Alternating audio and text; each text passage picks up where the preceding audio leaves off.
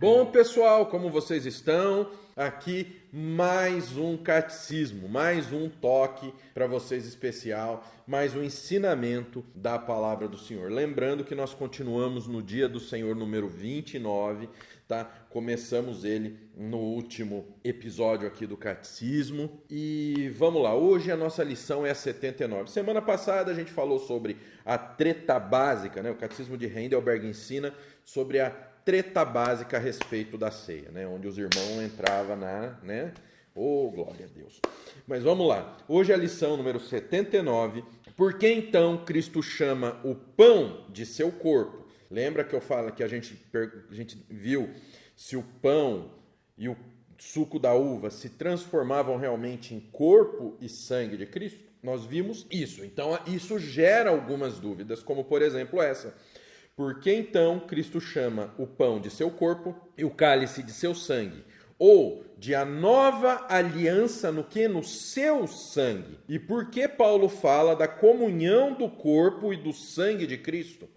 Por quê? Cristo fala dessa maneira por um motivo muito importante. Ele quer nos ensinar pela sua ceia que do mesmo modo como o pão e o vinho nos sustentam na nossa vida temporal, nos sustenta aqui, quando a gente trata de pão, tá? Eu sempre dou esse exemplo do professor Pickering, que ele falou numa entrevista, que ele falou o seguinte, que ele estava pregando a índios, ele falou, Jesus é o pão da vida. O índio olhou para a cara dele com aquela cara de paisagem. Que hora o senhor vai servir o rango aí e tal, né? Com aquela cara, né? Legal, pão da vida. Tá. Que os índios nem tchum do que era o pão. Eles não entenderam o significado. Por quê? Porque o pão não era o principal alimento deles. Nesse caso aqui, naquela época, o pão já o primeiro, o alimento principal que existia ali. Então, para os índios, o que o Pickering teve que fazer? Ele teve que adaptar. Então ele falou, aqui quando fala que Jesus é o pão da vida, ele está falando que Jesus é a mandioca da vida, porque o principal alimento daquela tribo era a mandioca. Aí o pessoal, agora entendi. Então, o que acontece aqui? O alimento, Cristo é o pão da vida. Entendeu? Cristo é o nosso alimento espiritual, é o que fortifica nosso corpo. Então, por isso que Jesus colocou dessa forma, que do mesmo jeito que o alimento, que o pão, o principal alimento daquela época, a importância, a centralidade do pão na alimentação daquele povo, ele chamava de corpo, porque é o mais importante. E muitas vezes nós perdemos esse foco, pessoal. Não são poucas vezes que nós perdemos esse foco. Daí a importância de nós comermos, de nós participarmos. Por quê? Porque a forma como o Senhor mostra aqui, do mesmo modo que o pão e o vinho nos sustentam a vida temporal, assim também o seu corpo crucificado e o seu sangue que foi derramado lá na cruz são o verdadeiro alimento e a verdadeira bebida das nossas almas para a vida eterna.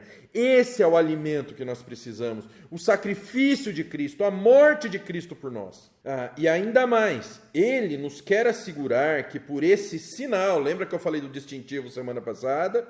Por esse sinal e garantias visíveis. Qual é a garantia do policial? Que ele vai chegar num lugar e vai pôr ordem? A arma dele? Não, pega lá, chega lá no lugar, o bandido está armado lá, o que adianta? Fala, não, a polícia tem autoridade porque está armado. Não, a polícia tem autoridade porque a República Federativa do Brasil lhe deu esta autoridade. A República Federativa do Brasil lhe garante esta autoridade. Ele nos quer assegurar que por esse sinal e garantia visíveis, primeiramente, que pela operação do Espírito Santo nós participamos do seu verdadeiro corpo e sangue, tão certo quanto recebemos com a nossa boca esses santos sinais em memória dele.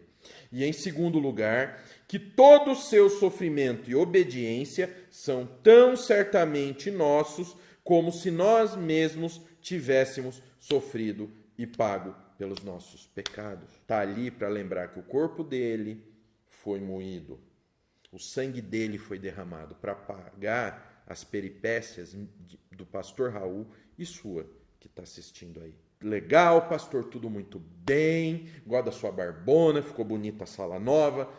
Base bíblica, cadê as referências bíblicas? João 6, versos 51 a 55, 1 Coríntios 10, 16 e 17, 1 Coríntios 11, 26, Romanos 6, de 5 a 11. Essas são as bases bíblicas para isso, pessoal. Então é isso aí. Não esquece de deixar a tua opinião aí embaixo, o que você gostaria de acrescentar nesse ensino. Coloca aí embaixo. Como cristãos, vamos nos comunicar. Às vezes um comentário seu tira uma dúvida de um irmão que assistiu esse vídeo e pode ser muito importante. Então é isso. Que o Pai, o Filho e o Espírito Santo de Deus abençoe demais a vida de vocês. Até a próxima semana, em nome de Jesus.